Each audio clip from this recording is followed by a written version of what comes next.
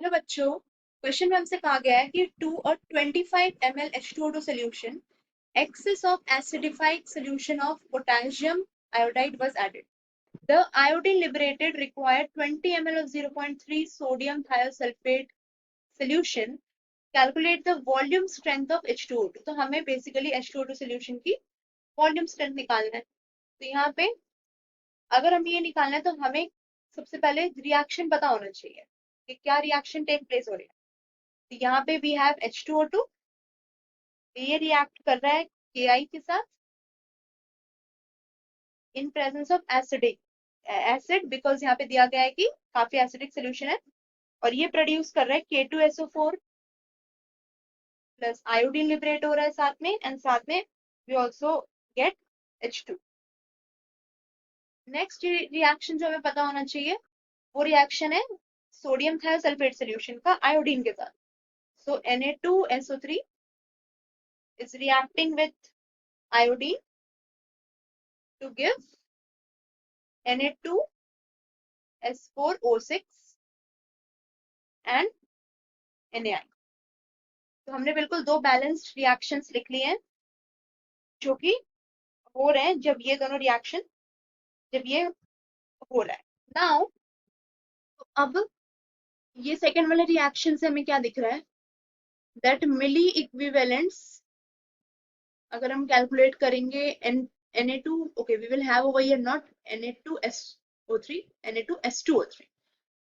There is sodium thiosulfate. So milli equivalents of Na2S2O3 is same as milli equivalents of is equal to, actually it is equal to milli equivalents of iodine। ऐसा क्यों हो रहा है? क्योंकि हम देख पा रहे हैं कि दोनों के स्टोइशियोमेट्रिक कोएफिशिएंट बिल्कुल सेम है।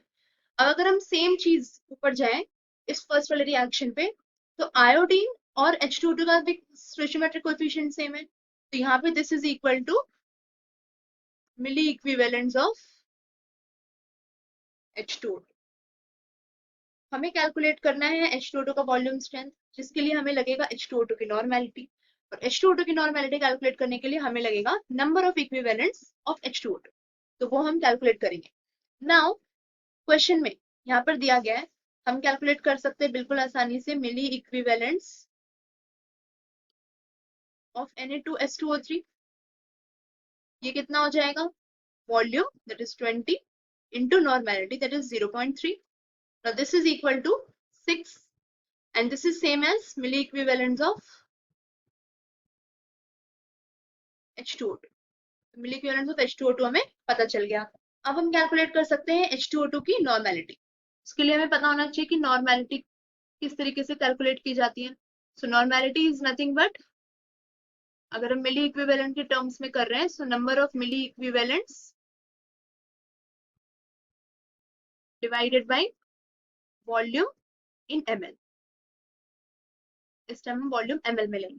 तो now when we will calculate this, number of equivalents है हमारा 6 और वॉल्यूम क्वेश्चन में कितना दिया गया है हमें, वॉल्यूम क्वेश्चन में हमें दिया गया 25। ये हो जाएगा हमारा normality of H2O2।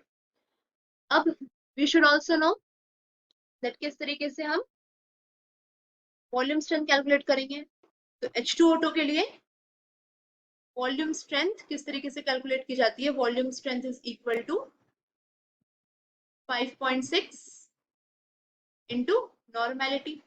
We all know this formula, very easily given in NCERT. Now this is equal to 5.6 into 6/25। जब हम इसको कैलकुलेट करेंगे तो हमारे पास आ जाएगा 1.344, which is the final answer for this question। अगर नियरेस्ट इंटीजर में कैलकुलेट करने को कहा गया होता तो हमारा आंसर होता 1। Here we have not been asked, यहाँ पे हमें simply कैलकुलेट करना है, so answer will be 1.34।